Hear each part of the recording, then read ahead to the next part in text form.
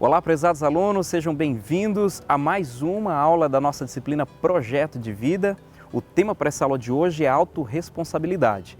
A autorresponsabilidade é a crença de que nós verdadeiramente devemos assumir a responsabilidade, a autonomia por todos os acontecimentos da nossa vida.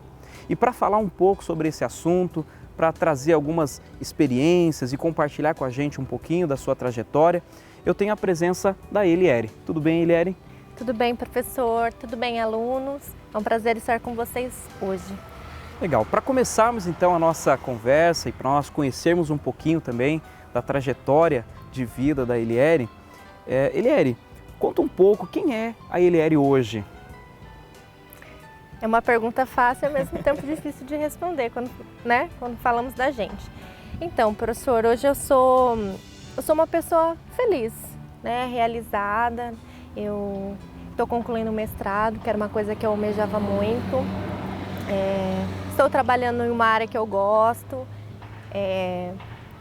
Consegui morar sozinha, então hoje eu tenho o meu lar, né, moro com o meu cachorro. E os meus objetivos estão sendo concretizados. Eu acredito que eu estou conseguindo, né, cumprir com o que eu quero. Né? Bacana. E quem ouve você, todas essas conquistas, graduação, mestrado, tem uma atividade profissional na área que você tem afinidade, uma independência, né? Você comentou que reside sozinha, então você conseguiu uma certa independência financeira também, sim, né? Então quem vê nossos alunos, eu aqui ouvindo você falar, aparentemente nos representa que você teve uma vida tranquila, uma vida dentro dos moldes convencionais, vamos dizer assim.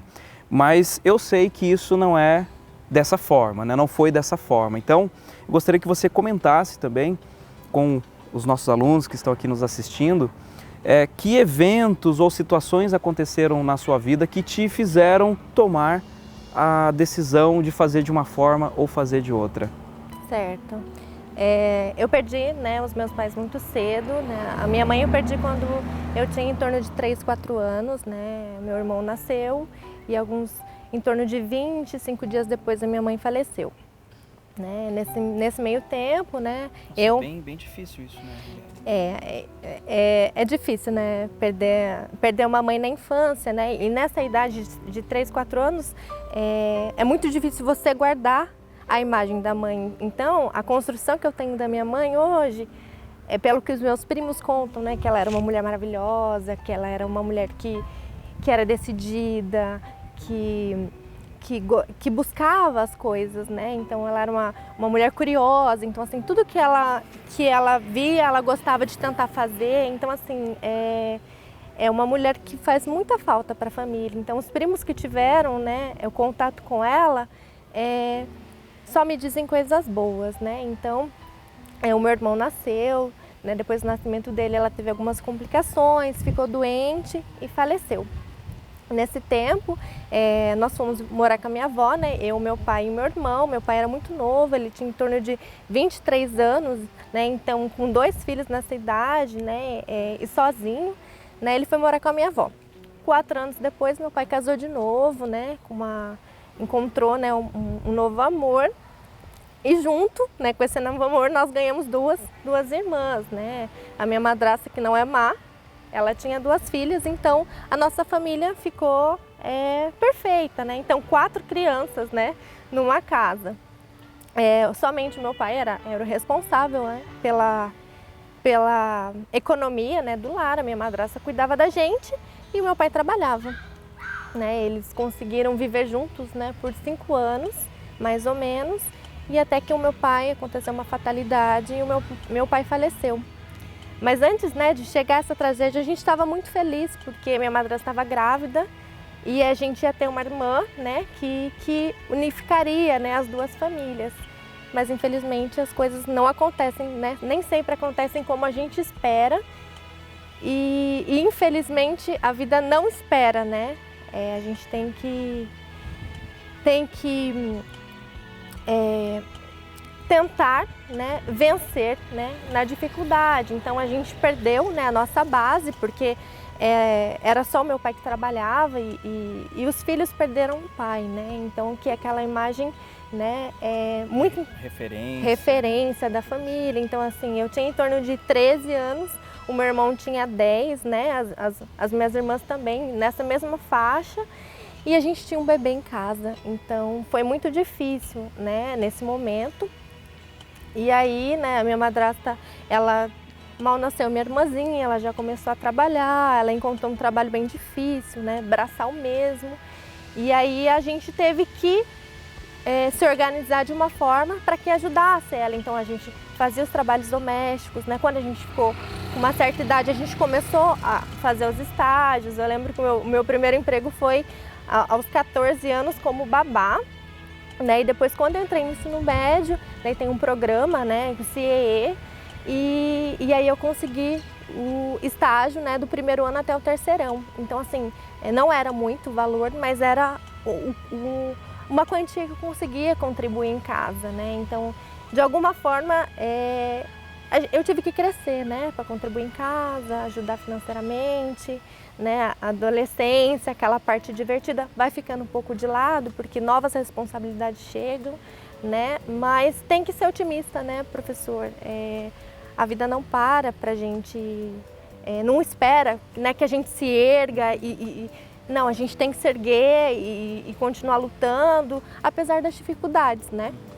E nós não éramos, né, a única família no mundo que perdeu, né, um ente querido. Então a gente se uniu, né, a gente passou por muitas dificuldades financeiras, sim, mas a família sempre permaneceu unida. História triste, vamos dizer assim, e ao mesmo tempo inspiradora, né? Triste pela perda dos pais, né, o pai e a mãe perdendo muito cedo. Isso faz toda a diferença na estrutura familiar, né?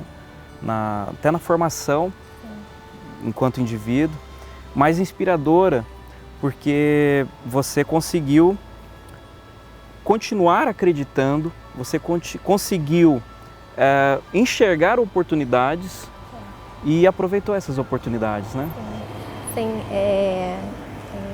muitas pessoas, né, me ajudaram, né, mas eu falo para, né, os alunos, né, tem que partir da gente, né, a gente é responsável pela mudança, né? Então eu poderia, né, ficar chorando, me lamentando ou me contentar, né, com aquela situação, né? Mas eu queria mais, eu queria estudar, eu queria, né, ter uma formação numa área que eu gostasse, continuar os estudos, né, e chegar até um ponto que eu estivesse estabilizado financeiramente, né? Esse era o meu maior objetivo e desde pequena, né, toda menina quer ser professora, né?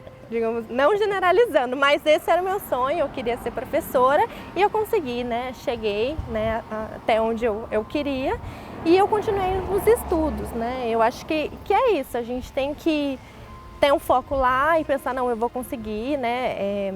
Não é fácil, né, professor, porque a gente idealiza uma coisa, mas no meio do caminho, né, as pedras vão aparecendo e a gente tem que desviar, pular, passar por cima e ir lutando. E o mais importante, né, com a história da Heliere que eu vejo, é não se posicionar como vítima, porque você Sim. teve todas as condições de ficar como vítima, de ser uma pessoa revoltada, uma pessoa que talvez não olhasse o mundo de uma forma positiva, né? Afinal de contas você perdeu aquilo que você tinha de maior valor na sua infância, né? Que são os pais. E então você tinha total, assim, até razão ou todos os argumentos possíveis para ser uma pessoa talvez mal-humorada, uma pessoa com um olhar um pouco mais pessimista ou negativo da vida, né? E você não, eu vejo que você não ficou na condição de vítima. Você não aceitou essa condição de vítima, você quis mais, você buscou superar as dificuldades, que foram muitas também, assim como você já comentou, mas que você assumiu verdadeiramente esse papel, né? Esse papel de construir uma história diferente, né? Se a vida te aplicou algumas peças, algumas surpresas inesperadas, você meio que assumiu a rédea e falou, não, a minha vida eu vou escrever diferente, né? Sim, nós temos que nós temos que ser o autor, né, professor, da nossa história. Só a gente pode fazer a diferença, só a gente consegue, né? Então, assim, né, tem aquela coisa que vó fala, né? Deus não dá uma carga, né, que você não consiga suportar. E eu acho que é isso mesmo. Só que a gente não pode esperar que as coisas aconteçam, a gente tem que ir em busca, né? Então, né, alunos, caso vocês tenham um sonho, vocês têm que acreditar nele, vocês têm que correr atrás, né? Tem que confiar em vocês mesmos, porque as coisas acontecem, né, professor? As coisas acontecem.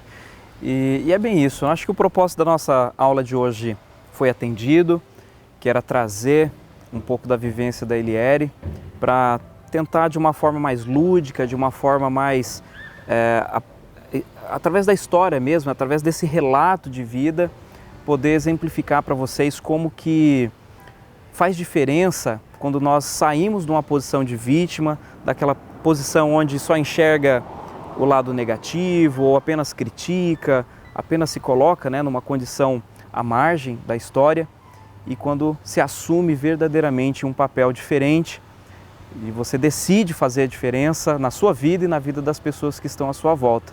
Eliere, muito obrigado. Eu que agradeço, professor, pela oportunidade, viu? Por compartilhar, se permitir compartilhar um pouquinho da sua história com os nossos alunos.